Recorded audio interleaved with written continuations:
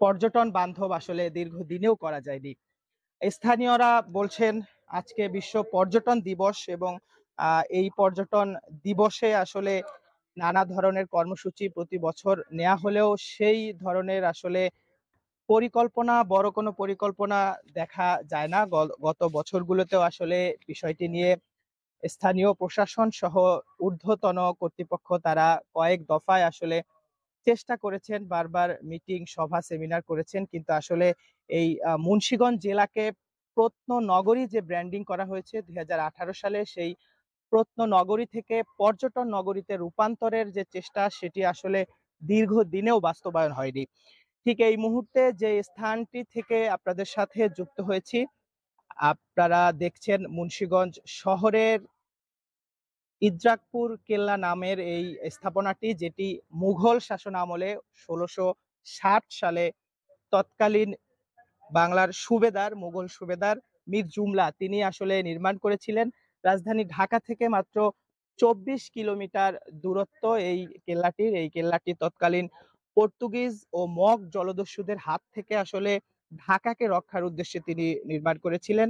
সে সময় এই কেল্লার পাশ দিয়ে একটি ইছামতি নদী ছিল, যেটি আসলে এখন শুকিয়ে অস্তিত্বহীন হয়ে গেছে। সেই নদীর পাশে এই কেল্লাটি মীর জুমলা নির্মাণ করেছিলেন। ব্রিটিশ শাসনামলে এই দুর্গটি মহকুমা শাসকের কার্যালয় এবং পরবর্তীতে জেলা প্রশাসকের কার্যালয় হিসেবেও ব্যবহৃত হয়। এছাড়া এই কেল্লাটির যেই স্থানটিতে, যেই ভবনটিতে বর্তমানে জাদুঘর নির্মাণ করা হয়েছে, ইদ্রাকপুর দুর্গ জাদুঘর, সেই জাদুঘরের জায়গাটিতে একসময় জেলা কারাগার হিসেবেও ব্যবহৃত হয়েছিল। অর্থাৎ বলা যায় যে এই কেল্লাটিকে বিভিন্ন সময় বিভিন্ন সংস্থা বা প্রশাসনের পক্ষ থেকে ব্যবহার করা হলেও আসলে কেল্লাটি ঘিরে সেই ধরনের পর্যটন বান্ধব কোনো পরিকল্পনা এখন পর্যন্ত আসলে দেয়া হয়নি। অন্তত ৩৬৫ বছরেরও বেশি সময় হয়ে গেছে এই কেল্লাটি এই জায়গাটিতে দাঁড়িয়ে আছে। মুন্সিগঞ্জের যে উত্তর কোটগাঁও এলাকা রয়েছে, ঐতিহ্যবাহী শিক্ষা প্রতিষ্ঠান এভিজিএম স্কুলের পাশে সেই স্থানটিতে। আপনাদের আরো একটু তথ্য জানাতে চাই যে ঠিক এই মুহূর্তে যেই সুড়ঙ্গটি আপনারা দেখতে পাচ্ছেন ক্যামেরায়, সেই সুড়ঙ্গটি নিয়ে নানা ধরনের কথা আসলে জনশ্রুতি রয়েছে। একসময় বলা হতো যে এই সুড়ঙ্গ দিয়ে ঢাকার যে লালবাগ কেল্লা রয়েছে, সেই লালবাগ কেল্লার সাথে যাতায়াতের একটি পথ তৈরি করা হয়েছিল। পর্তুগিজ এবং মগ জলদস্যুরা যখন এই হামলা করার চেষ্টা করত, তখন আসলে এই সুড়ঙ্গ পথ দিয়ে আসলে এই কেল্লার যারা ছিলেন তারা নিরাপদ নিরাপদে সরে যাওয়ার জন্য এই সুড়ঙ্গ পথটি ব্যবহার করতেন। আপনারা ক্যামেরায় দেখছেন যে আসলে ইট ও সুরকি দিয়ে নির্মাণ করা এই কেল্লাটি, যেটি আসলে মাটির রঙের, অত্যন্ত সুদর্শন এবং বলা হয়ে থাকে যে বাংলাদেশের মনোহর প্রত্নতাত্ত্বিক নিদর্শন যেগুলো রয়েছে তার মধ্যে অন্যতম এই ইদ্রাকপুর কেল্লাটি।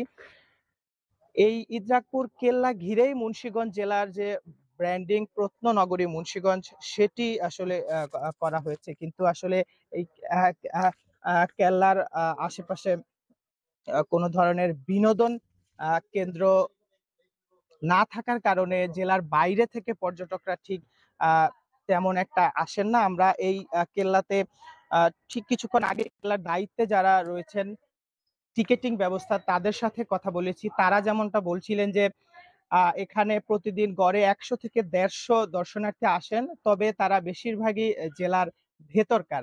দর্শনার্থীদের জন্য এই কেল্লায় প্রবেশ ফি রাখা হয়েছে ২০ টাকা, শিক্ষার্থীদের জন্য যদিও আরো ১০ টাকা কম। এবং আরেকটু তথ্য জানাতে চাই যে প্রতি সোমবারে এই কেল্লাটি বন্ধ থাকে, প্রতি রোববারে আসলে পুরোপুরি বন্ধ থাকে, সোমবারে অর্ধ বেলা বন্ধ থাকে দুপুর ২টা পর্যন্ত, এরপরে খোলা থাকে। সপ্তাহের অন্য ৫ দিন সকাল ৯টা থেকে বিকাল ৫টা পর্যন্ত কেল্লাটি খোলা থাকে। এই ইদ্রাকপুর কেল্লাটি আসলে মুঘল শাসন আমলের একটি নিদর্শন। এর বাইরে জেলায় সুলতানি আমলের মসজিদ রয়েছে, বাবা আদম